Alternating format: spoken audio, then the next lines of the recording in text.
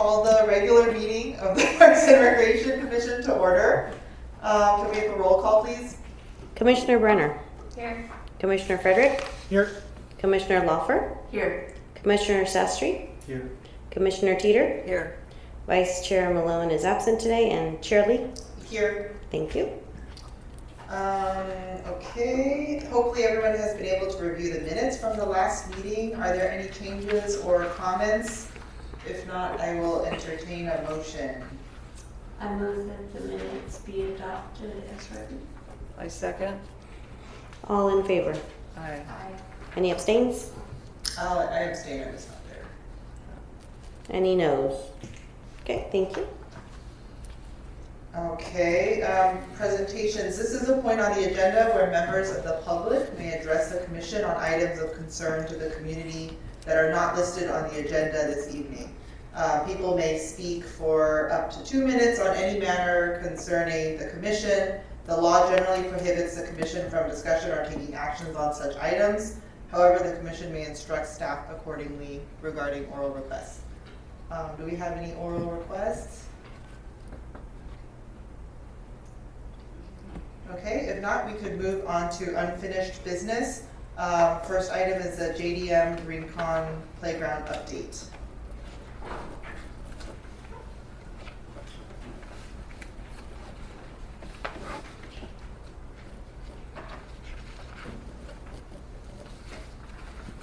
Good evening, Madam Chair and Commissioners, and I'm Fred Ho. I'm the Senior Civil Engineer for the Public Works. So tonight, first let me see if I can get my screen on there for you.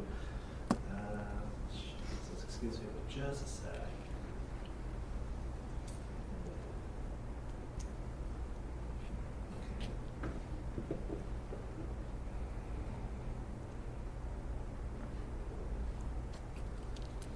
Okay, there we go. So tonight I'm going to be informing you about the John D. Morgan Park Rincon Playground project. So in the capital improvement program, there have been includes a number of playground projects. One of the more major one more recently was the Bud Avenue side, includes a playground that was completed in 2022, and so now is the Rincon side turn. And so staff performed investigation at the playground and identified some needs, such as anything that is damaged, any play equipment that's damaged, how we add play value where we can, would it be new equipment, or are there any opportunity for shades and the condition of the existing rubberized surface. And some of these are actually mentioned in the Parks and Rec master plan as well. So the result is what will be presented to you here. Here's a bird's eye view of the playground. The red shaded areas are the rubberized synthetic surfaces. So the top two, the one with the circular shape and the half moon shape, those are the two area with water features. The one on the left hand side is the loop, those are the loops, and then the one on the right hand side is the what we call the channel play structure. And so for those two areas, the surfacing is actually in generally pretty good shape. So rather than spending a whole bunch of money on it, it's determined that we can actually clean it and then refreshing it by sealing it. And actually by sealing it, we actually rejuvenate it. Nice. The softness will come back. And the vibrantness of the color will also come back too. And the bottom half, one on the left hand side kind of U shape, and then the other on the right hand side is kind of square shape. Those areas, unfortunately, have a lot of damages. So we'll do repair first, and then we will actually remove the top layer and install a new wearing surface on top of it. So those are that's the plan for the rubberized surfacing. Kind of draw attention to the very left hand side. There's a blue clouded area there. So that's where it was a spring weather. So it's a spring. It's a seesaw sitting on spring, and it used to be, I think it's two-seater. Yeah. That one has been so well used, it's no longer in service, and they have to remove it actually. In fact, the yard has been doing that type of work, including any repair that they could do, and they've been doing that. So in place of that spring rider seesaw, we're going to be putting in a new inclusive seesaw. So the difference here is you can see there's 4 seats and then individual seats. And so it makes getting on and off a little easier. And for those who can't actually get to the seats themselves, they can still share the experience by using the center platform. So it's kind of, and that's the inclusiveness of this particular play equipment. Coming back to the bird's eye view, so to the upper right corner again, where there's another blue shaded area just in front of the channel play water feature. So we're going to be proposing to put in a new play panel, a pair actually. And one of the things that I mentioned a little bit before was opportunity for shade. We did inspect the surrounding area for the entire playground. So this playground is actually surrounded by trees, of course, trees in a lot of places in JDM. So this is one of the places, and we actually even looked at any opportunity to have standalone structures. But unfortunately, if we do that, you start encroaching onto safety, the buffer zones for all the play equipment. So we come with this idea of having new play panels, but have some shade, built-in shade structures, so that it's some shading relief for the kids as they play in there.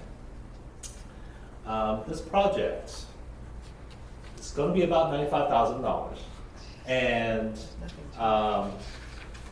we actually started the contracting process already, and the installation is planned for September. The reason for the long lead time is because some of these site-specific play equipment has a long lead time to manufacture to begin with. And also, actually, it kind of works out too, because by September, hopefully we'll be missing the real busy park season, so minimizing the downtime, because we will have to shut down the area, because usually we want to make sure that once you get that one kid in and they near something and they want to get to the other side, and so it's actually safer if we were to shut down that area during that duration. And that duration is probably about a month, could be a little less, could be a little more, depending on how smooth it goes, because we do have to install new foundations for the play panel and the new inclusive seesaw. So, and actually, that's my quick updates for you folks, and so I'm happy to answer any questions you may have. Any questions from the commissioners? This is just a curiosity question. What do kids do with the play panels? Sure. They are, I guess sometimes we can call, they're also known as kind of interactive, because, for example, the one that is has that yellow background, I think they can spin it different ways. I think the one on the very left-hand side, I think it's a sphere that you also can spin. So little kids can just kind of play with it in that way, and kind of engages them for hand-eyed and So this is meant for very young children? Yes, because the area although has, if I can go back to that area map, so you can see almost, again, to the middle, it's not labeled, but kind of a star shape, that's the net climber. It's for a little bit older kids, but we also have, toward the west, on the left-hand side, the 2 little empty squares. Those are little playhouses that actually we replaced, was it like 4 or 5 years ago? I can't remember exactly now, with another project that we refreshed by completely replacing the 2. So there's a mixed age in here as well, so it's a little bit tricky, but also offers some opportunity to address more different types of users. Great. Thank you. I had a question on the $95K. Is that inclusive of like materials and labor, or is it just? Yes. Yeah. Oh, it is. Okay. Yes, so it is include all the material that we need for both the play equipment themselves, and also the new any replacements, synthetic surface that includes shipping, installation costs, everything. Got it. Okay. Thank you. Question on how you chose which parts of that synthetic surface to repair. I guess just want to get a little more information on that, because I know a lot of the other features seem aged when you compare it to the Bud, the playground on the Bud side. So just kind of a bit more background onto that process. Sure. A lot of our parks, well, as you know, Bud and actually even Campbell Park Playground, they've recently been refreshed. But a lot of our playgrounds, excluding Sojournovich, was actually installed back in the late 90s, maybe early 2000s. So they were very, very old. But at the same time, when we look at this particular playground, there is some, without completely revamping everything, gutting everything out like we did for Bud Avenue. Unfortunately, over there, a lot of structures were wood, and so the foundations were starting to rot away. There's just no way to save those things. Whereas this one, we've been doing some good maintenance. Again, the rope climber was actually replaced, refreshed a couple of years back, maybe. Yeah, so there's still a lot of good play value there, and the play structure toward the bottom there is actually one of the metal construction, so it's still in very, very good shape. So when we look at this site, we go, well, what is the best bang of our buck? We start spending $1 million, $2 million, saving those around. I know we hear a little bit about CIP projects later. There's a lot of projects that could use the money. So how can we efficiently use the money that we have and extend the life that we have here? Got it. A couple of questions. So I know there's like wooden huts. Were those in good condition? Because the last time I've been there with my kids, it definitely looked aged and worn. Yeah. The playground does as a whole, again, comparing it to the other playground at that park. So I guess I was hoping to see more improvement for this park, but I understand the process you have to go through as far as balancing and prioritizing other projects. Last question was regarding the seesaw. So is the spring itself getting replaced? Because I think at one point it had been replaced, like last year. Yeah, that old seesaw, that was, in fact, it was broken at the base. Yeah. So actually the first order of work would be going in there and actually removing the old foundation that's there. Taking the whole- okay. Yeah, So it's and then the brand new so- seesaw gets its own new foundation. Okay. Yeah, I know that will be widely used. The one on the other side is also a favorite children's voice. So, thank you for the update. Thank you, and we can open up for public comment. We have comments from the public, online or in person. Okay, I'll close public comment if not, and open it up for discussion with the commissioners. Any comments from the commissioners? Do we need to take a motion for nothing? Okay, great. So then moving on to new business, review of the proposed park capital improvement plan.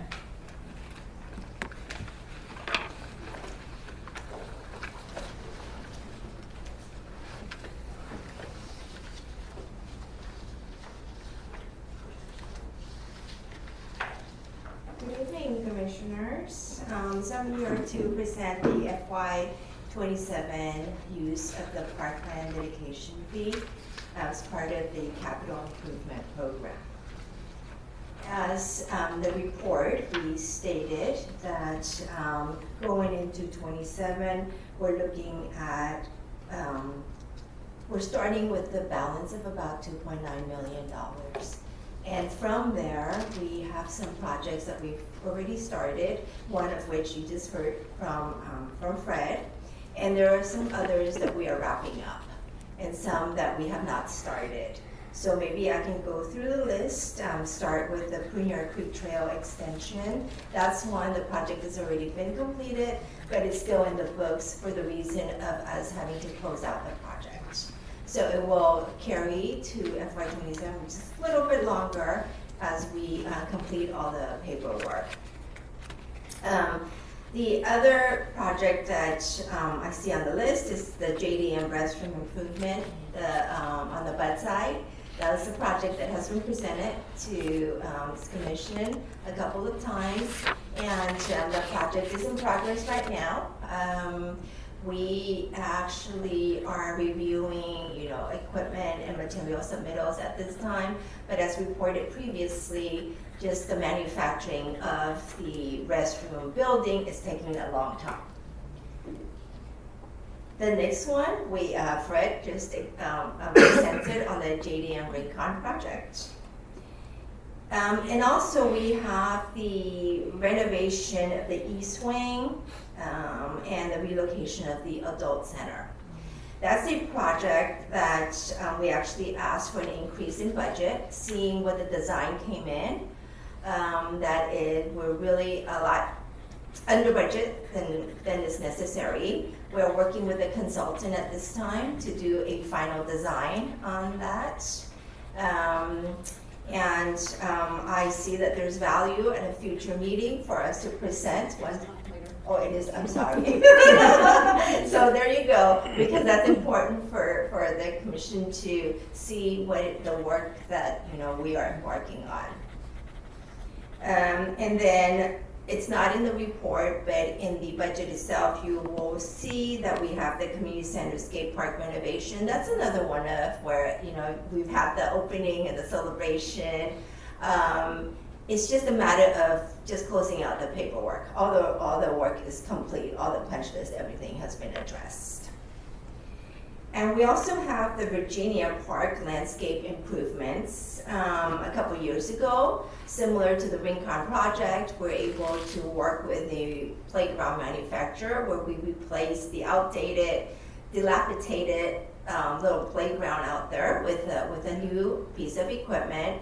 But we realized and recognized that there's still some work to be done, right? Some of the landscaping work, just around the area. So that's why we have this in our budget. And just because due to staff resources, we just were not able to give it attention in fiscal year 26. So it's moving over to 27.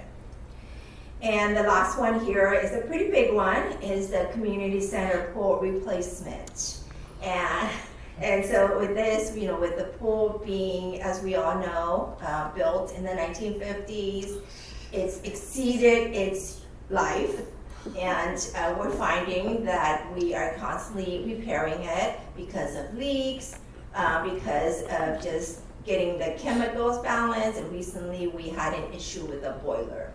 And it's very good that we have it in this budget, because what we're trying to do at this point is to get a consultant on board to start the design process. And so the number that we have placed in here, we have it funded both in the parkland dedication pot of money, but as well as when we start construction, we're looking at debt service, just because the cost will probably be over $10 million. For now, we have it at $10 million, but we don't really know until we get a good design where we can then see what the actual price tag will be. So from just the parkland funds, we will not have enough to support the entire project. Therefore, part of it we're looking at other ways of getting funding for this. Okay, I think that wraps up the projects that are funded for Parkland Dedication Fund. So happy to take questions, comments. Thank you. Questions from the commissioners? Thank you. I have a question about the Rincon side improvements.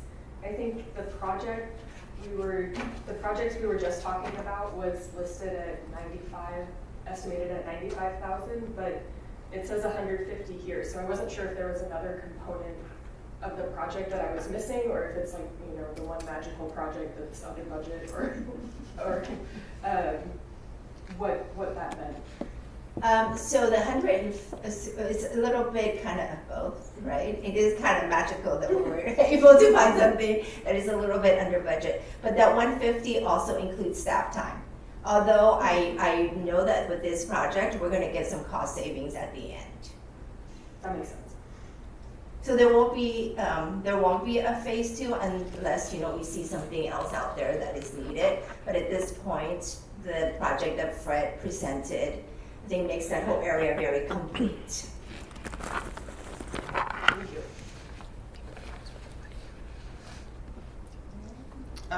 Okay, we can open up for public comment on this topic.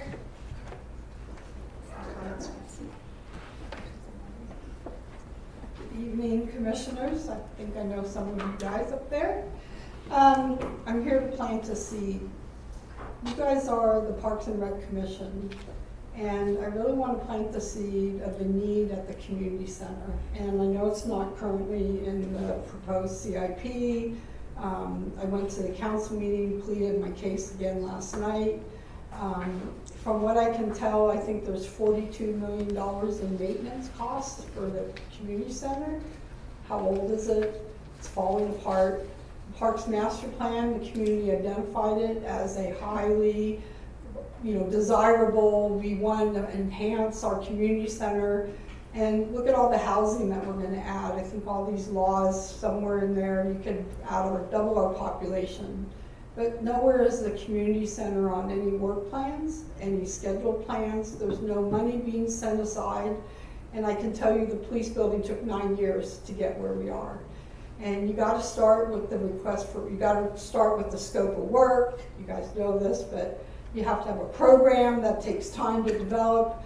You have staff time that could take a year to get to the point where you hire a consultant who could take years.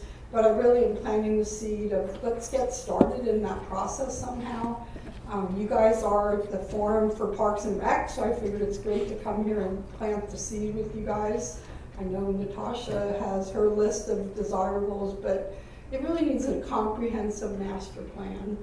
And other things that are going to affect it is the stormwater pollution program. I don't know if you guys have heard of how much water we have to be filtering and being bioretention.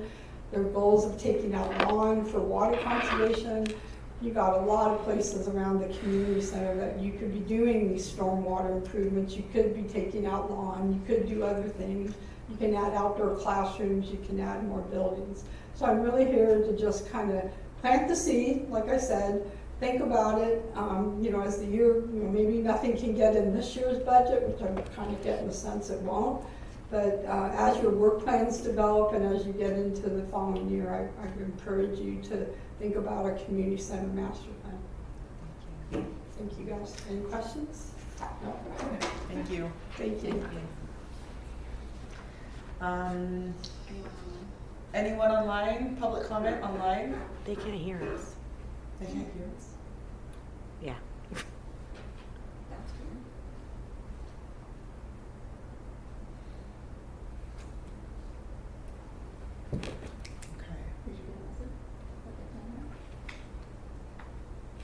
Did they message in the chat that they can't hear? Yeah. Yeah, they can't hear. Should we hold? Yeah, just pause for a second, let's see if we can, I'm not certain. Is it because it's being recorded? I mean, we have audio in here. I didn't have audio at first. So we just got audio. Everything's working, but the meeting's not on here. And I don't know why it's not on this. And I don't know if that's connected to the... Alternatively, I could open, let me see if I open up mine, if it. Can't do that. Yeah, I don't know. Okay, well, if we could just maybe put in the chat that the meeting will get posted online on YouTube tomorrow. So they'll be able to watch it with the audio. We're uncertain why they're unable to hear on Zoom right now. The meeting will be posted on YouTube tomorrow, and what do you say? We're not certain why there's no audio for their link right now. If they have any public comment questions, please just post in the chat and we will address them.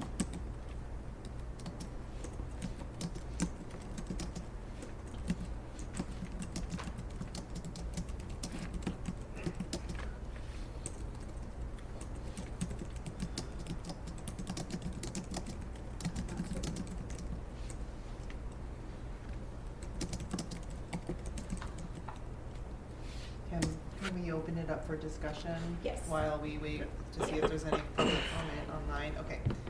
So open it up for discussion, commissioners? Any discussion? I guess going to the comment about the community center master plan. I think that was something we had already. I can't hear you, I don't think your speaker's Yep. on. Yeah, just speak up. The community center master plan, that idea is not a new one. It's been brought to us before, right? I guess I'm just trying to pick up the discussion from where we left off. I mean, nothing's been done, but I guess any thoughts from anyone else? Because it seems like based on what the public has stated, it is important to Campbell. And I know we've talked here to saying that like the community center is this unique thing to Campbell, and it is something we need to help preserve. So I don't know if we have any other thoughts or actions or anything we can do here on the commission. So I think the question was, the issue about the community center master plan has been brought to the commission before, and I think the question is what can we as the commissioners do to support that? And I agree, and something else that was brought up in the comment was we are increasing housing in Campbell, and I think that's going to be both users of our parks and recreation facilities, but also potential increases to the CIP. I don't know if that's a question is, do some of these new housing projects, will they contribute to the CIP in the next coming years? So. I can quickly answer about the fees. So yes, there are park funds. That's where this pot of money comes from, is from development. However, there are reductions in those fees for projects that are high below market rate options, and there have been previous discussions of possibly removing those fees to make it easier for developers to develop more housing, which I am adamantly opposed to that philosophy based on the fact that you're adding more population to a community that's landlocked and is already park deficient, right? So you have a set of what that national standard is, and we're below that national standard. And the more residents we add, it's not like we are purchasing land to create open space. So we need to do our best to preserve what we have, and that was part of the Parks and Recreation Master Plan, was to identify, this is the infrastructure that we have to work with, and so we need to keep it maintained. And here are they kind of prioritized projects for us to kind of go after those to address kind of the ones that were most needy during that process. Quick follow-up question, Natasha, on that. Do we know if the starter home projects require a parkland dedication fee? Any chance? I believe so. Okay. We believe so. I'm not an expert on where they're applied. Just curious. Yes. Oh, I just want to ask, what's the process to get a project into this that's not driven by like a department within the city? Like if it's driven by the public, how does that work? So a lot of times during council priority setting sessions, which are open to the public, is an opportunity. If they're not already brought forward by staff always has kind of like, this is our priorities for the year and where we're working, and then council lays out kind of, here's our vision of where we want to go, and then we ensure that our work plans align with their like broad stroke topics of priorities. That would be an opportunity to do to voice opinion on what that looks like, for sure.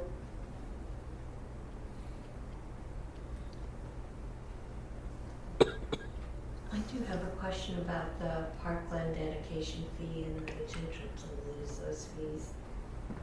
Where is that decided?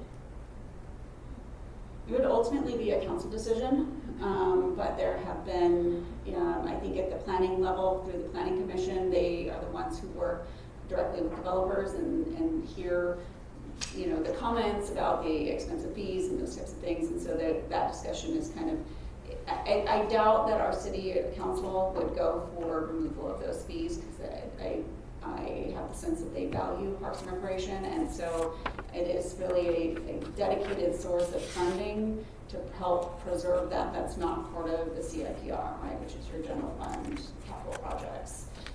And it's important, it's vital, especially as we expand our community. I agree. I think that as you were saying, Commissioner Lee, that these developments are going to put more stress on our parks and recreation facilities, along with very many other things. And so we need to have some way to balance that through these fees that allow us to maintain our parks and improve our parks. That was it. The specific question or the thing that was raised with regard to the community center, we know we've got a pool that's $10 million to redo. What about, do you have a list of things that we need to do at the community center? We definitely do. We did ask very specifically during the master plan about a new building, and it was not something the community was interested in at all. They liked the look and feel of the existing community center. I think that would be an uphill battle for us to get the community behind some sort of, library and police buildings they're different, right? And so the community center is laid out like an old high school. You have to be creative in how that would work. And if the pool is going to be $10 to $12 million, we know it's outside of our price range. So it's right now, my goal is to work from the Parks and Recreation Master Plan, and relocating the adult center was a priority, as well as the pool, and those two are and the skate park. And so those were kind of the three things that were like the big ones that I could latch onto and move forward, and they have momentum, and so that's where I'm kind of putting my energy at this point. I understand the value of master planning a space, but if we can't ever afford a future vision, it's going to be challenging to get the community behind something, then say, oh, we can't afford $30 million. And so that's where it's balanced, right? The infrastructure, as far as the buildings and those needs, have all been addressed, and Amy had presented to council a few months ago in regards to some of those needs and kind of pinpointing how we can go through them. So, and she pointed out in the E-wing, the relocation, some of that infrastructure is in need of extreme repair, and so that's why some of the costs are going up. So a lot of the money is going into things that we won't really see. It's not going to be a flashy building by any stretch of the imagination, but it'll be, up to code.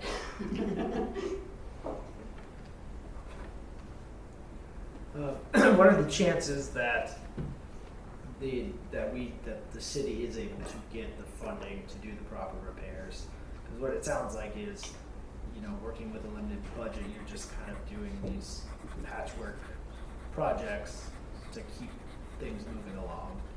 And I guess the concern brought up about the additional population added to the city of Campbell adds that wear and tear to all the facilities. I guess it just seems like a big red flag for me. It seems like something that we should address sooner than later, and some sort of long-term plan should be in place. And just curious if that is. I know that might be beyond the scope of our commission. That's okay. Like I said, Amy did present this to council. This is part of the reason why the pool project has not been pushed forward earlier in this fiscal year, is because our elected officials wanted to have the conversation of, it's not just the pool, it's not just the skate park, it's not just this. We have an infrastructure issue across the city, and how are we going to address that cohesively? And so they're having discussions on how to do that. The pool project at this point, we're kind of in, let's get the RFP out for a design. We have kind of the park money to set aside to do that. And as Amy mentioned, it's going to be debt service of some kind. What that looks like and what's encompassed in that is going to be for our elected officials and at a council meeting for them to decide what that looks like. And it could include community center repairs, city hall repairs, and other infrastructure needs within the city to kind of go after it all at once. Or we might just say that's not really feasible. Our community's not interested in that at this time. We need to go project by project. And that's going to be how it's addressed. Did you chime in? I just wanted to mention that it's not.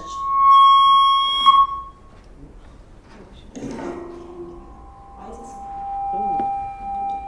Are we all off over there? I don't have the wires. Okay, is that better? you want to go over here? I'm not.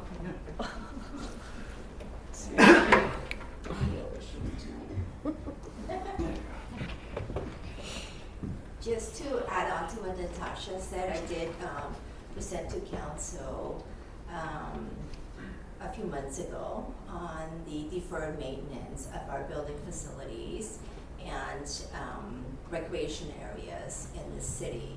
So total, we had a study done last year, and we're seeing that there is a need over the next 5 years of roughly $46 million, okay?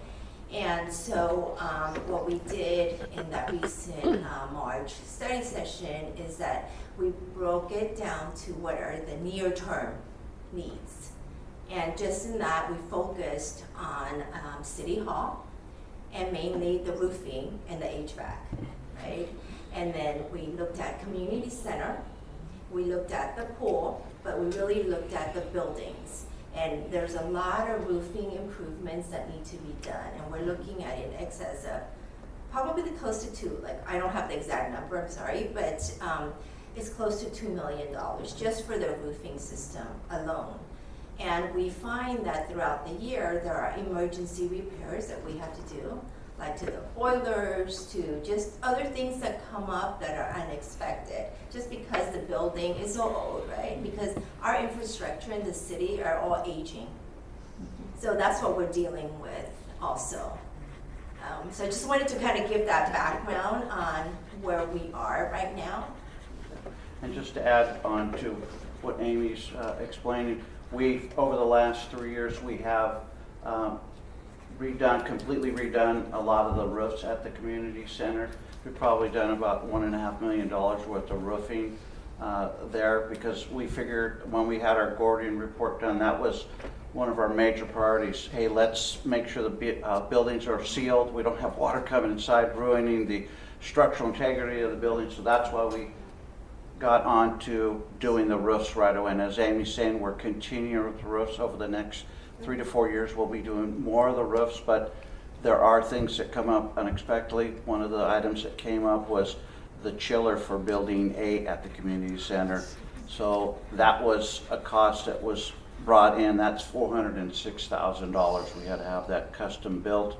Hopefully that'll be installed over the next couple months. So some of these items that we do have failing at the community center are big ticket items. When something, just a few years ago, gas line, we had to replace the whole gas service main line, and that was over $300,000. So we are doing a lot of stuff to the infrastructure out there. You may just not see it because it's in the ground or up on the roof, but we are chipping away at it. I know it's a huge block, but we are chipping away at it. For the $1.5 million in like roofing and stuff, is that done by city employees or is that contracted? That's all contracted, yes, Okay. that's all contracted. Like, do other cities have like dedicated services to do maintenance like this around city buildings or no? My understanding for most of the cities, a large project like that is normally contracted out. You know, we have in-house staff that does smaller projects that are smaller size and scope, but these are big projects that take a specialized contractor to come out and do these things. So yeah. I'm completely recognize the importance of infrastructure, and I think what I'm gathering is it's sort of like every available dollar is being saved for some of the infrastructure needs coming down the pipeline. But I'm curious if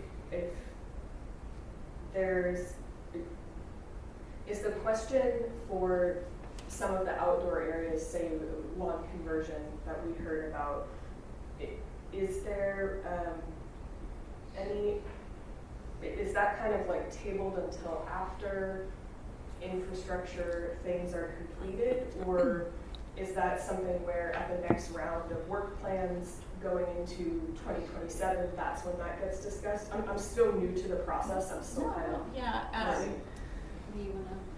That was included in the Parks and Recreation Master Plan, was proposed conversion of unused like turf areas to more natural landscapings. That falls under her purview, so I'll let her answer as to timing. Yeah, so we look at it with the next budget cycle, or future budget cycles, right? But we had a certain amount that we're working from, and we don't want to exhaust our ending fund balance. So those are the things that we're trying to make sure every year. But it is, like Natasha said, it is in the Parks Master Plan. So we try to look at projects for a future, right? So it will be something that we will be looking at. And then sometimes with turf conversions, we can find grants for those opportunities to see if there are opportunities like those that will help us. So, Yeah. Most of you are probably familiar with the community center, but between some of the corridors, between C and D, we converted. There used to be turf there, and it was always really wet, and the kids were running through it. So converted over, did a design for putting plants in and some benches in there, and they're really well used. And we were able to, like Amy's saying, get a grant. We were able, as we got $2 per square foot when we removed the turf, which was put towards the project itself. So we did 4 corridors over there. Now obviously there's a lot of turf over there that really isn't utilized. It's just kind of there, you know. But as Amy's saying, we're going to do little by little. But over the last 4 or 5 years, we have converted some areas already over to. I would like to see or consider that some of that turf conversion goes into some kind of demonstration gardens so that we can be sort of educate the public about what they can do with their own lawn conversions. I take it this is an important thing for us to be doing in terms of lawn conservation and make that a sort of a citywide education project. Is that being considered at all? Right now, the projects aren't even like in this next round of fiscal year, so I took a note, so we can, you know, obviously. I have to consider that remember for this future. for 2 years from now. Yeah, okay. Will do. Yeah. Sorry, one follow-on question. What is the type of opportunity for community involvement? Like if there was a group like the California Native Plant Society, or if there was some group that wanted to help convert a smaller area or something, like is that allowed? Or I'm not sure. But I'm curious about that because I think there's some people that could be interested in that in the community and, like, you know, putting their own sweat into it. Well, a couple years ago, we did a project at the community center. It was the driveway off of Latimer, and there was a little bit of turf taken out.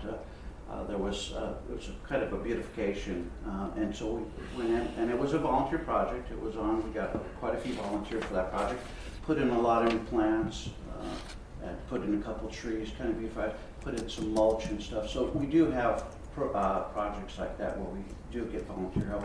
We actually have Keep America Beautiful again coming up on June 13th, so that would be great. Right now we are real low on volunteers, my understanding, so we can really use the help. So please, if you'd like to come out and help. This is going to be at the south end of the running track. We're going to kind of dress that area up and fix that DG pathway that comes from Campbell Avenue down to the track. It's in pretty bad shape, so this will be another beautification there to that area there. So I've got it marked. yeah, please, yeah, we'd love the help. Yeah, absolutely. I'll try and round up some more family members Yeah. and press them into circuit. Sounds good. Thank Thank you. you. Thank you. Do we need a motion on the budget or? No. No? Okay. All right. Okay, thank you so much. Any other comments from the commissioners? Next item is the Recreation Division overview.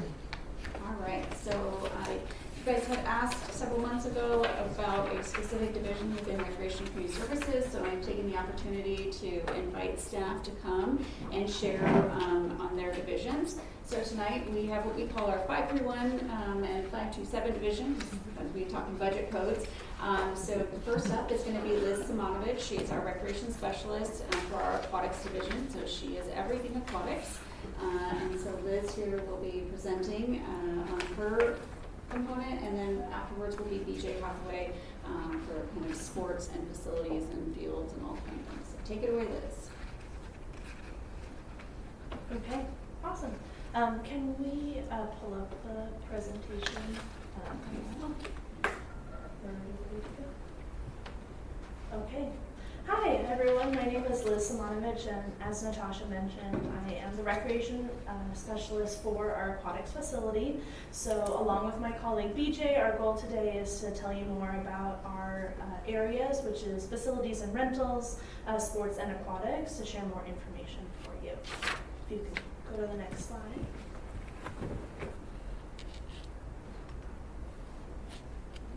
There's a little delay, sorry. So, as you may or may not know, May is Water Safety Month. So our goal in the Recreation Community Services Department is to bring awareness to the fact that drowning is preventable. And we have kind of 3 different ways that we do this. The first is we do a social media campaign. So we post on our Instagram and Facebook to tell more information about pool safety tips, but then also to encourage not only our Campbell residents, but our general community members to sign up for our swim lessons. I'll be talking more about our Learn to Swim program. And then yesterday we had Mayor Dan Furtado proclaim May as Water Safety Month. So this is 2 nights in a row at our council chambers. So these are our kind of 3-pronged approach for bringing awareness to this important issue. And if you go to the next slide, you'll see our lovely, lovely Campbell Community Center pool. Sorry, That's okay. it's not tonight. Well, you get it. So this is our Campbell Community Center pool. My goal as the recreation specialist is to have programs and opportunities for all ages and all abilities. So this is something I take very seriously. The photos you can see are some different programs that we have going on, along with different layouts for the pool. And if you go to our next slide, the way that we kind of tackle this is with our Learn to Swim program. So our Learn to Swim program starts as young as 6 months all the way until adulthood. I found that at other agencies in this area that I had been a part of, that there was a strong need for all of these different programs. And if you tap one more time, you'll see that in 2023, we introduced the parent-taught and adult center programs. Our adult swim lesson programs, and then in 2024 we introduced our adaptive swim lessons. Our adaptive swim lessons are geared towards those with special needs and provide a safe, fun, and low stimulus environment for them to learn how to swim. For a lot of people, it's their first time even getting into the water and knowing they'll be able to be safe. And so, yep, you got it. So what you can see here is the impact of the people who have taken our program. So we've had over 200 families who have come to our parent-taught. The parent-taught lessons are a parent and a child in the water. Our adult lessons, we've had over 300 adults who have gone through our program. That's 300 more people who now have a very basic understanding or improved understanding of how to swim. And then our adaptive swim lessons, we've had 13 individuals that have gone through. And so because of the interest that we're receiving, we've increased the number of classes available and then also how long our classes are available. So many of these happen just in the summer, but our adult lessons actually happen 6 months out of the year now, thanks to the interest from the community. Okay, and then once you know how to swim, we want to grow your skills. So we have our Wave Swim team, which is a non-competitive swim team. The goal is to compete against yourself and grow in those skills. It's a great way for young folks to connect with themselves, but also with new people in the community. We have our Junior Lifeguard program, which is for 12 through 14-year-old people, to develop their love of aquatics and to learn what it actually is like to work on a pool deck. Our hope is that they then attend our Lifeguarding Academy, which we actually have one starting on Friday with 16 participants, who will then be able to have the opportunity to get certified as a lifeguard. Our hope, of course, is that they come and work for us, and we've gotten many staff members from our program. But at the end of the day, if I can make sure that there's 16 more people that know how to respond in the event of an emergency, that's something that's very important to me. And what you can see on the right-hand side, the first photo is unfortunately covered, but that was our Wave Swim team. Our first aid, we do first aid emergencies in our junior lifeguards, and so that's a poster that they do. And then at the bottom is actually 3 of my staff members practicing infant CPR. And so if you click from there, our programs fall into at least one of these three different categories. We have our recreational activities, we have our social engagement, and then we have the physical exercise. Many of our programs hit all three of them, but we have a variety of programs that I've only really just kind of touched on that all fall into our Campbell Community Center pool, and who's, what they gain out of coming to our different programs. And if you tap forward, I wouldn't be able to do any of this without my own staff. So I have three different designations of people that I oversee. I have lifeguards, which are a large part of my staff. I have attendants, and then I have recreation instructors. And then from there, they help me develop and run our different programs. We also have fun community events that I know some of you have been to before. We have a floating pumpkin patch that happens in October, where there's actually pumpkins in the water that they can go swimming. So if any of you are interested, I'd highly recommend it. It is very fun to see all the pumpkins. They do float. We have free rec swims where members of the community can come to cool off and also, make new friends and just have a fun, inexpensive, place to swim safely. And then I have lifeguarding staff at the water station and first aid stations at our fun runs to ensure that in the event anything happens, they're able to be there, right? Because our creek trail that they're running on is very vast. There's not, checkpoints. So I hope you got to learn more about our aquatics program. I did something we've already been talking about earlier today. Now I'll have my colleague BJ share more about his area in our department. Thank you. Hello, my name is BJ Hathaway, and I'm a recreation coordinator here in the city. Thank you. I oversee a variety of programming, including our permitting process, gym and facility rentals, as well as field allocations. Excuse me, my allergies are hitting. And I contribute to special event logistics as needed. I supervise our in-house utility worker at the community center, and also our facility specialist who oversees our room rental program, as well as our part-time facility attendants. Tonight, I'm here to talk to you about two things: room rentals and sports. I'm gonna start with room rentals. Actually, I'm gonna back up and call it facility rentals, right? Facility rentals has a broad meaning in the city. There are picnic areas, there are meeting rooms, there are banquet halls, there are gym and field spaces, and there's also the non-exclusive use permits. All of these spaces combined for this fiscal year will bring in over $900,000 for the city. From birthday parties to family gatherings, meetings to sports events, all these spaces are utilized on a daily basis. It's awe-inspiring, really. The strength of all these spaces is definitely their versatility. Let's take an example of a banquet hall. In the morning, the banquet hall can host a 50th wedding anniversary. That evening, the room can be flipped and it'll be utilized for a fundraiser for a local nonprofit that has banquet seating on one side and a dance floor on the other. These spaces help provide opportunity for local businesses, small businesses, and local groups that don't necessarily have a home. The majority of our renters are returning renters. To me, this reflects two things in the city: reasonable pricing and quality customer service. For a quick second, I want you to think about a local business that you frequent. I think about coffee shops because I love coffee. When you walk in the door, do they know your name? Do they understand your needs top to bottom? That is our goal when renting to these customers. We couldn't do this without our part-time staff, the facility attendants. They get into rooms to set them up, break them down. They go out to parks to post picnic permits. They are the eyes, ears, and representation of the city after hours and on the weekends. Happy customers, to me, mean returning business and positive reviews. Facility rentals are a valuable community asset, and they are a key part to sustaining what we do. Now I'm going to shift over to sports. We offer a variety of sports through a variety of programs, both in-house and contracted. Combined, all of these programs will bring over $800,000 this fiscal year. Through recreational sports, athletes are able to learn teamwork, build discipline, and hopefully find confidence. Recreational sports are designed for athletes that are just beginning their journey, that are looking to brush up on the skills they might already have, looking to remain active, or simply looking to get out of the house and be social.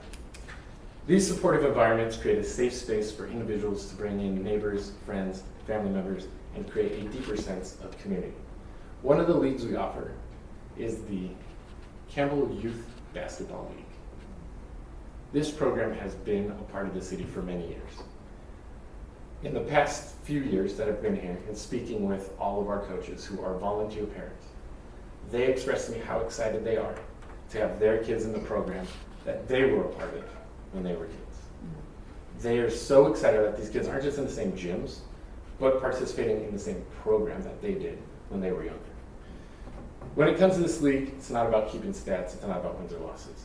It's about learning, building skill, and again, creating that deeper community connection.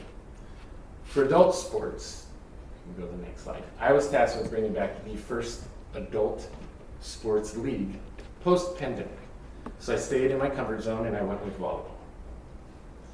I now offer it 2 seasons out of the year, in spring and in fall. It's been successful and we have many, many returning participants. Instead of getting into the intricacies of both these leagues because they are different formats, next slide please, I want to introduce to you Team Hot Flashes. Now, the name itself is amazing, but any recreation professional, when they dream up starting an adult sports league, this is the team they envision. This team is always smiling, always having fun. They're not just supportive and encouraging to one another, they're supporting and encouraging to their opponents on the other side of the net. They get to the gym early, they leave late, they want the extra practice because they want to get better. This is what recreational sports is all about. To me, every moment at the community center or on our fields can be meaningful, whether it's children scoring their first points in a sports game of some sort, or a family getting together to celebrate some major milestone, or a group coming together to celebrate culture and build a deeper connection. These experiences are the ones that define our community and drive us for what we do at the community center every day. I'd like to thank you for your time and open it up for questions. Thank you so much. Questions from the commissioners? I have one quick one, or maybe not so quick. Excuse me. How do you decide on priority for some of the facilities? I know at least for rentals, like picnic tables for parties and such, it's a first come, first served sort of thing. I'm thinking bigger for like fields and other facilities where you have these contracted. So per our policy, right, we have it structured. So all city activities and classes take priority. Then it drops down to groups who are, I don't know if the phrase is correct, long-term leasers on our campus. Gotcha. Then nonprofits. Then 10 days after nonprofits put in their requests, well, depending on the policy, right, it opens to the general public. So case in point, if someone at a nonprofit is looking to book a space 6 months out, Yep. somebody from the general public can book it 6 months out plus 10 days. Gotcha. This somewhat related. I know last year the community center fields had been closed for a certain amount of time. Is that a typical yearly closure that happens? Yeah, so yearly the fields are closed between mid-November and March 1st. But this past year we had some issues at the field at the community center drainage. So they were closed until May, right? There's an extension on it, yeah. Okay. Well, thank you so much. This was very insightful. Of course. Thank you. Opening up for public comment. Do you have a question? Yeah, sorry. No, Yes, go ahead. I just want to thank you. I thought it was very informative. I'm really enjoying learning about all the different aspects of the recreation. I think it's important for all of us to know. And I'm very impressed by the amount of money that your programs are bringing in. Thank you. Yeah. Thank you. Okay, any public comment online or in person? Okay, if not, we could close public comment and open it up for discussion with the commissioners. Any additional comments from the commissioners? I'll just add, thank you for expanding recreational swim, especially like into the fall because it's hot in October and November now. We're having heat waves. So thank you for providing that. I think it's kind of rare to see. So yeah, appreciate it. Yeah, thank you. Okay, thank you so much. Thank you. Thank you. Thank you. All right, next item is community events. All right, so I provided in the report a few events that are coming up.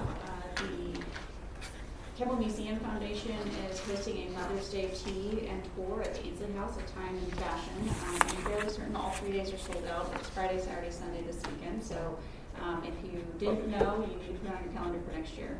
It was last weekend. Oh, yes, you're yeah. correct, yes. I was there. On my weekends. I was It there. last weekend, And so it you was can't very even go. successful. So, yes, they're always great events, so you need to book for next week, and I am way off Think on about the it. dates. And then, with you. Yeah. The One Fall Run for Better Future will be hosted at Campbell Park by the One Fall Aid. Academy of Classical Ballet will have the Four Seasons in Peter and the Wolf at Heritage Theater. That's hosted by the Academy of Classical Ballet this weekend, 9th and 10th. And then History Happy Hour also sold out. This one is on Friday, May 15th, and that's by the Campbell Historical Museum. There's a Huntington Disease 10K, 5K run hosted at Campbell Park on Saturday, May 16th, which is also our Boogie Festival in downtown. And then there'll be a Memorial Day event on Memorial Day out here on the Orchard City Green at 9 a.m. And so I'm happy to answer any questions. Questions from the commissioners? Opening up for you have a question. Just, I guess I'm curious, have we, I don't know if this commission has done any activities at the Boogie Festival. I know you can volunteer to help either take tickets or whatever else. But I'm wondering if that's an opportunity for us for any sort of.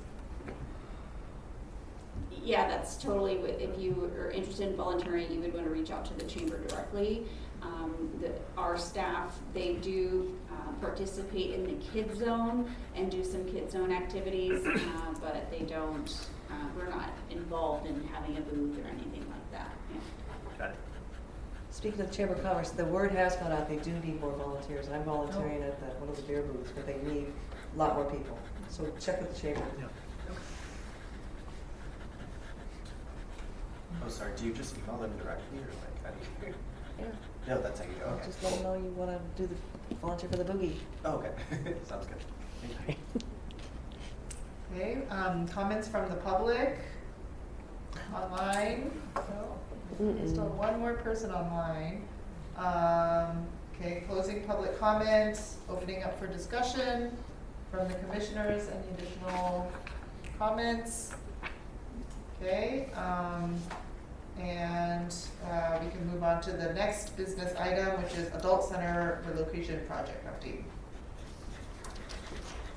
All right, so just give me 1 moment to share my screen here.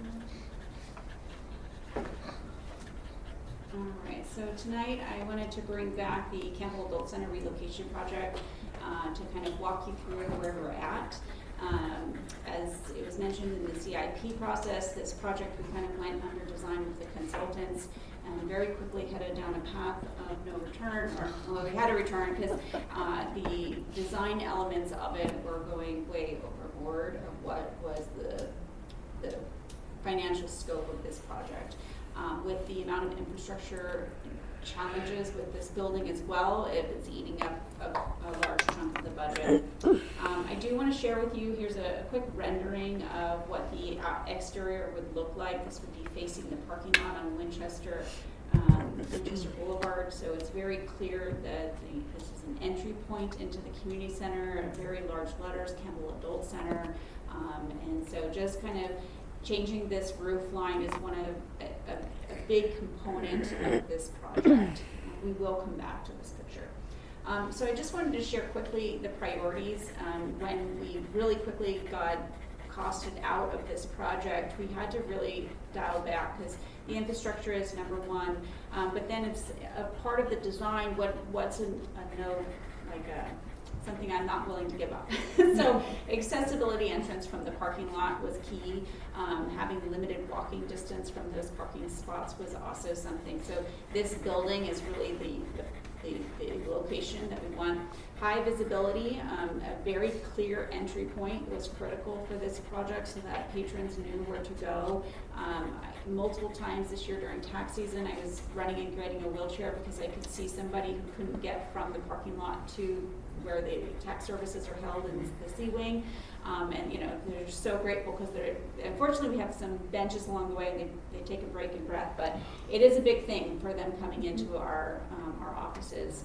And then retaining the same amount of space as at the current location, right? So we're not looking to build out this enormous, glorious adult center. We're looking to ensure that there's adequate office spaces and at least the same number of meeting room spaces that the existing space has, which is one small meeting room and a larger meeting room. So those were kind of our goals for this. This is hard to read, so I'm going to kind of walk you through this project space by space. If you're familiar, hopefully you're all very familiar with the E-wing. On the left side of your screen is the main walkway. You'll see that fold out. That's the display case near E42. So this is that far left room. E42, we are not really touching this room except for adding the doorway into the hallway. The dotted red line is current storage space location, which will be transitioned into a smaller storage space, one restroom, the hallway, and an office space in there. So you'll see the construction will be starting between 42 and 43 on the interior spaces, but 42 will not be, no interior changes are a part of the scope of this project. Moving down the hallway, this is currently E43, which is a large space that used to be a tenant space. And this is where most of the work is happening. To the right of the red dotted line is currently E44, which is an existing rentable space on our campus. And then the yellow area is an exterior storage. The E44 room, again, no changes to that room. We'll be reconfiguring E43 so that we have adequate, I can zoom in a little bit for you here. So in this, you'll see the main lobby is at the top of your screen where it says exit number 1, where you come in and you'll have a reception desk. Immediately to your right will be a small meeting room that's accessible and easy to get to. And then down the hallway, past that meeting room would be that office we just saw and the other bathroom, as well as you'll see there on the far left, there's a small kitchen area storage space for the staff to have. Go back down the hallway, back towards reception, you'll go down, you'll see there will be 3 offices along with a copy print room for the staff to have. If we go back towards reception, where that current exterior storage area is, we'll be adding 1 restroom there, and then there is some irrigation stuff that it was too costly to relocate, so we're going to keep that as a janitorial utility closet storage area for us. So that's kind of those spaces. And then the next room, E45, I think I need to.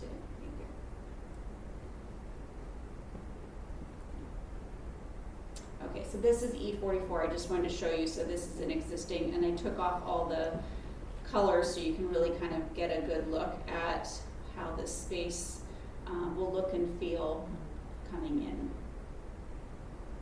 So at this point, we have captured the 4 offices. We have the small meeting room. So the next thing was the larger meeting space. So on your left in the green is E45. This is an existing, it was previously a tenant space. This will just be a very large classroom, similar to the large classroom that they currently have and have access. We'll be adding in a storage area so that we have a place to store tables and chairs. There'll be a rear exit. The box in the yellow is an existing women's restroom. With this space, we'll be adding a hallway to connect to room E46 and doing 1 inward-facing restroom and 1 outward-facing restroom. E46, this space is where the temporary library was located. Again, nothing is happening in this space either. The The only real major thing is in that center chair state, there is a door there, it's just sheetrocked on the E45 side, so we'll just be opening up that doorway. But otherwise, no real changes to E46. So we had to dial down kind of what the project looked like, but we're still able to get all the things that were really critically important. We are keeping it in line with the carpet and flooring types that we use throughout our entire campus as well. I think the lighting in the lobby is the cool, like the most unique thing that we kind of went for on this project. So just really quickly, this is the overall space that we were looking at updating to include. So this is all of it. Like if you were to come in from the entrance at the top, you can see right here. If you go down the hallway, you would have the meeting room on your right. There would be, I think, some glass that's going to be kind of keeping that open. One office down the hallway. That door at the end of the hallway takes you into 42, so you have access. So there's a way to get to every room within there from coming in from that main lobby. There's no going out and coming back in. But it also allows for us to close them off and have them available for rentals. So it gives us kind of a duplicity in how we use those spaces. And then it just kind of sliding back over, you can see. Let me go back. And then this is just in comparison. So I just wanted to show you right now, this bottom picture here is the lobby. You can see there's a men's and women's restroom. We have 4 offices and a storage, a small meeting space, and a large meeting space. So different configuration in the new building, but we were able to capture everything that they have there and relocate it to the next one. And this is back to kind of the whole overview so you can see. And again, 42, 44, and 46, very minimal touching to those spaces that will be updated. And then just back to the exterior rendering, like I said, having a very clear focal entry point was mission critical on this project. And being, you can see the gray half wall, that's our ramped entry behind there with sliding doors that open up going in, so yeah. And so currently we're right now, the consultant is submitting documents for permit. Over the next several months, the city will review and provide comments and will give Studio G an opportunity to respond to those comments. The final documents go to council and then it would go out for construction bidding on the project. Currently, it's scheduled at August to finalize the contract with select vendor, but as you know, projects like these can take some time. So, you know, that's just, these are all tentative dates with a, you know, construction start in September to however long they anticipate the project going. So with that, I'm happy to answer any questions. So I've been in the room with the library, and Monday I was in the office to the adult ed. So you're talking about that whole wing. The whole wing. Mm-hmm. So are they going to use kind of the existing walls and stuff? Because I mean, this looks totally different. You mean like the internal, like the exterior walls? Yes. Yeah, no, those are the exterior walls. There's trees there now. That's why you don't see, Okay. You know, this, Okay. the way it looks That's there gonna be right now. wonderful. Yeah. Great. Yeah, there's a lot of tree coverage. It's just not in this specific rendering. I don't know if they'll be, I don't think they'd be removing those trees. There might be some lifting of the limbs kind of thing, but that's all. I have 2 questions. One, square footage, is it comparable? It's Older far, new? yeah, so the square footage of what those spaces, however, they now have very close accessible access to 42, 44, and 46, which they didn't have before. Mm-hmm. So it's much easier for them to host things and say, oh, it's in this room and this one's over here, yeah. Versus before, if they're having the class in E46 and they go to the office, they're going to the office at the back of C and then being redirected over to E46. The other good thing with this location is it's a visual sight line to M50, which is our senior nutrition center. So again, when people end up in our office, we're having to walk them over to where it is, and this would be much easier to redirect them. That's great location. I mean, the location makes such good sense. Yeah. I've really been looking forward to this.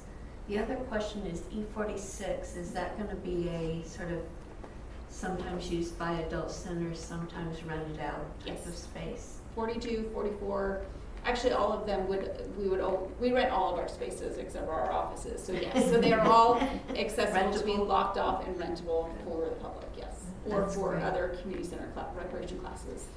Did they all have exterior Yes. access points? Yes. Okay. Yeah. I think this looks great. What's the occupancy range for the 3 rooms that you just rattled off? You're asking like 42? 43, 46. I don't have these memorized. 42 is like we call it the boardroom, and I think with tables and chairs, it's like 25, 30. Yeah, it's probably comfortable. 44 with tables and chairs, you're like 18 maybe. And then 46, prior to the library moving in, it was 49, no matter what, because it was a single entry. But with the library going in, they put in a secondary sliding door, which allows for fire code for us to go above that. So we actually don't know the current, we just got the room back, so. Yeah. Probably do 50 or 60 or so in there. I mean, it's a fairly large space, and then this one that's right here is also gonna be a fairly large space as well. So they'll be able to host, like our art classes, there's easily 35 people in those classes, and no problem, you know, that kind of thing. That's so much versatility. I think this looks really cool. I'll just add really, hi, I'm Lauren Merriman, I'm the Recreation Services Manager. For 46, which was the library space, as Natasha mentioned, it was 49 before. I think we can very easily put 75 to 80 people in there, depending on table kind of arrangement. So we're really looking for, we're excited to have it back, but, and excited for the new library. But it kind of provides that in-between space, because right now we have the Worcester City Banquet Hall, which is a very large space, and then we have Q80, or the Roosevelt Room, which can do 120, and then we have the multi-purpose room that can do up to 100, and so this kind of goes to that next level of like family space that doesn't quite need something as large as some of our other spaces. Thank you. Okay, thank you. Any other questions from the commissioners? Comments from the public? No comments from the public. Opening it up for discussion or additional comments from the commissioners. Okay, all right, thank you very much. So moving on to staff reports, starting with Parks. Great. Good evening, Commissioners. Just report on a few items I have here. Last Thursday, we had the Arbor Day celebration at JDM Park. We had a nice turnout from Da Vinci Academy. We were able to plant 6 trees there at Picnic Area 2. These are a Maple October Glory tree. They should grow enough to where they'll provide a nice amount of shade to that picnic area. We had a large walnut tree there for many, many years, probably there before it was even a park, and it finally got to a point where it was very old and it failed, and we had to take it out. So this may take a little bit of time to mature, but once it does, it should create a nice shade area for that. So that went really well. Regarding the parks, we've got some people calling already regarding the water features. You get a little bit of warmth, especially this coming weekend, 80, 90 degrees. People are going, what's going on with the water features? So the water features will be turned on. They will be on for use on Saturday, May 23rd, probably in 2 or 3 weeks. And they'll be operational at that once they're on at both Fisher Park and John D. Morgan. They will be on from 11 a.m. till 6 p.m. Also, I forgot to add in, Campbell Park, the misters will be on also. So those will be turned on also.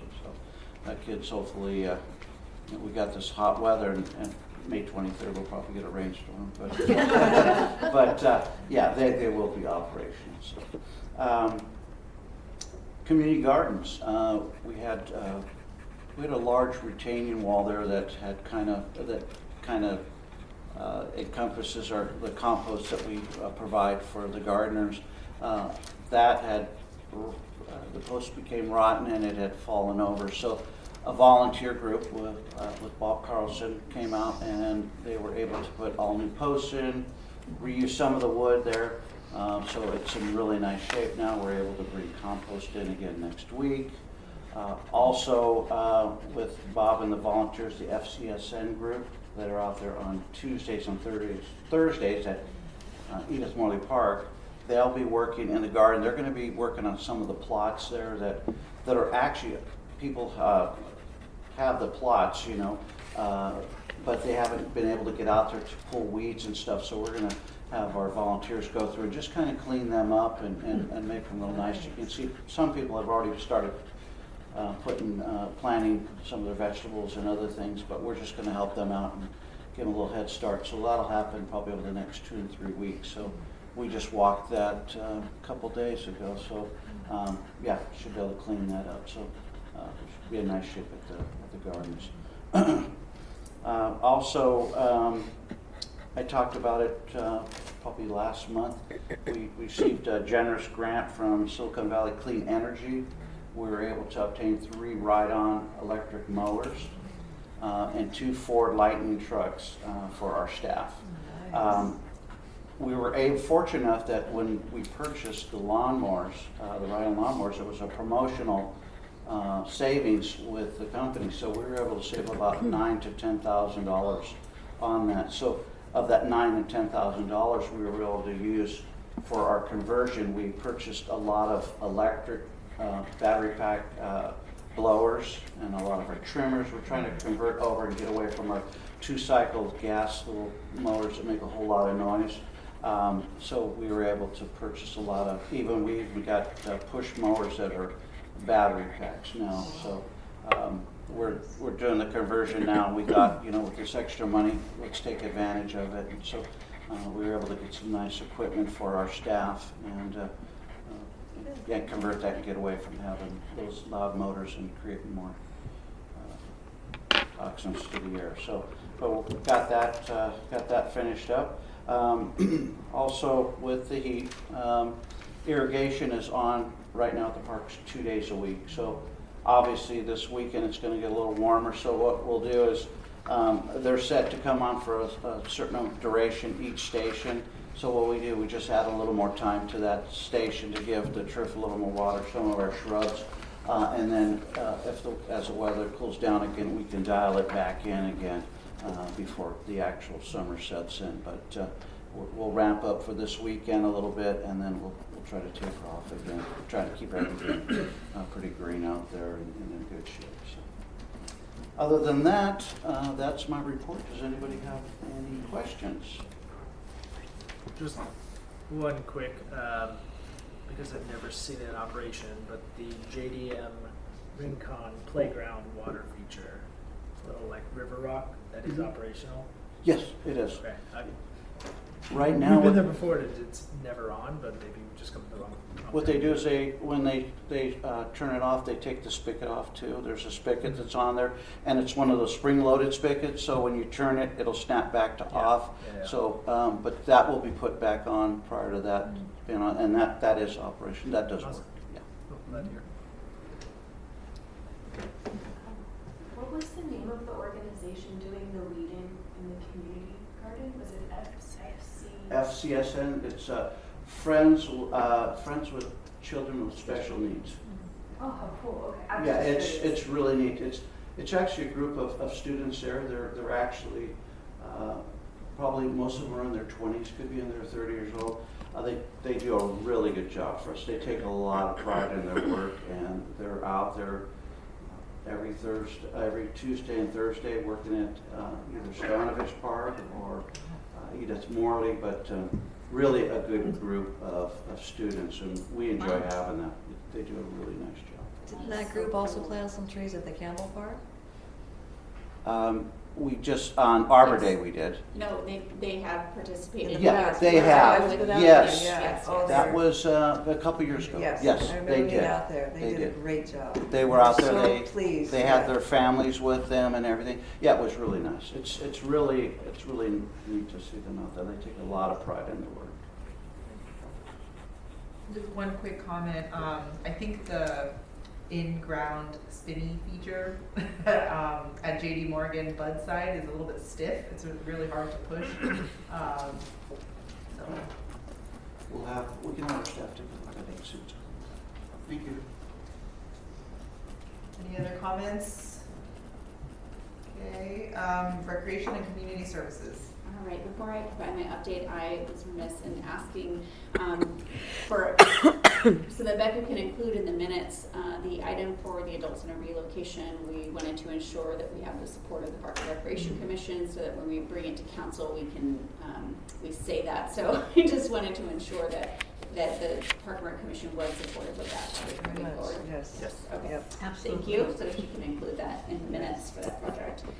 So the events that I listed, the community events are on our list. Our summer registration for all of our classes and everything is now open. So we've been doing registration yesterday and today. It's been very busy.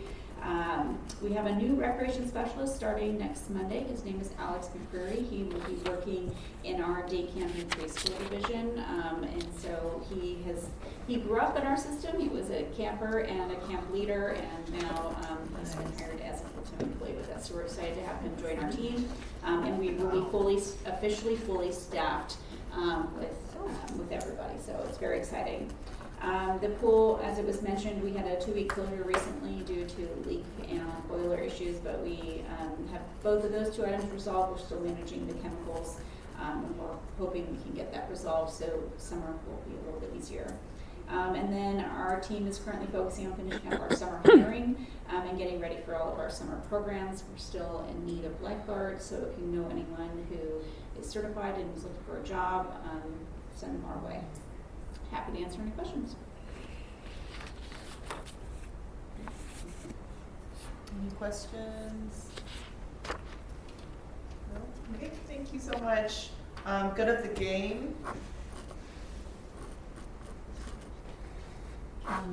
This is a little off good of the game, but I went to the multimodal meeting today, the community meeting, which I was disappointed that they scheduled it at a time when we have commission meetings.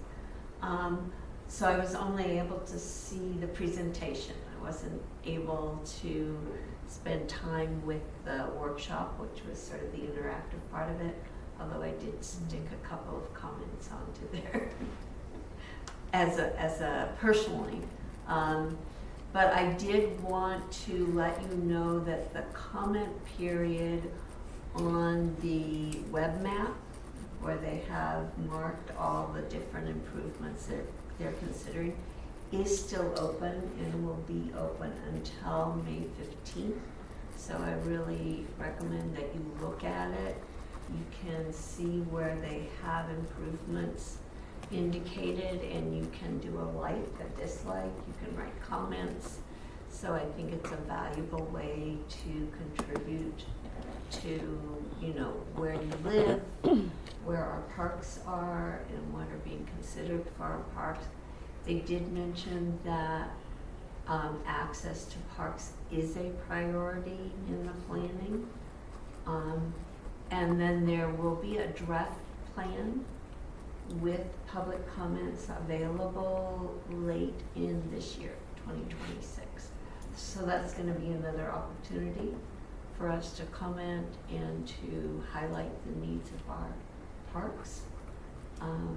And that will include some more detailed designs. So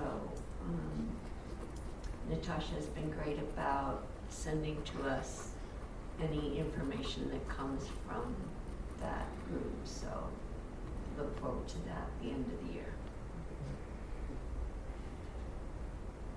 That's it. Thank you. Anyone else? I think I mentioned this last month, but with the skate park opening and the event that was had, the event was a wild success, I thought. My Boys went there, there were tons of kids, they gave out t-shirts, and they had instructors there helping the kids learn to do all it. A very fun and enjoyable experience for everybody. Nice. So, I will just second, I went to the skate park opening event and it was such a phenomenal sense of community and it looks really nice. It's the first skate park I've ever actually been to and been inside. And quite frankly, I was worried I was going to just, blindly walk in front of someone or mess it up somehow. But it's extremely well laid out and the event was really well laid out. And so I just thought that was so fun seeing people coming together and seeing how the flow of the park itself came together. Anyone else? This Saturday is the library grand opening. I think it's an all-day event, so, yeah. Okay, if there's nothing else, then we could adjourn this meeting. Thank you, everyone. Thank you. So you have two sets. At a park. Our next Recording meeting, stopped. Are they closed? Our next meeting is at a too park. close. It's at Jack Fisher. Okay, June at 5. 3rd Betty's. at 5. Hold on, wait, I told her. no, but they're best friends, but also at times. Yeah, of course. Thank you. Thank you. yeah. I didn't get to do as much as I wanted. You're welcome. No stopping Master him. plan. No, He is amazing. they're having a dinner, volunteer dinner tomorrow to award him at OCB. So I'm going with him and Ed, do you know his friend Ed? Yeah. Is gonna go with us too. So it'll be nice. They're gonna give him an award and stuff. Yeah. So it's good, yeah. Yeah. Deserves it. Yeah, Basically, deserve it. Lily C. Right, yeah. Yeah.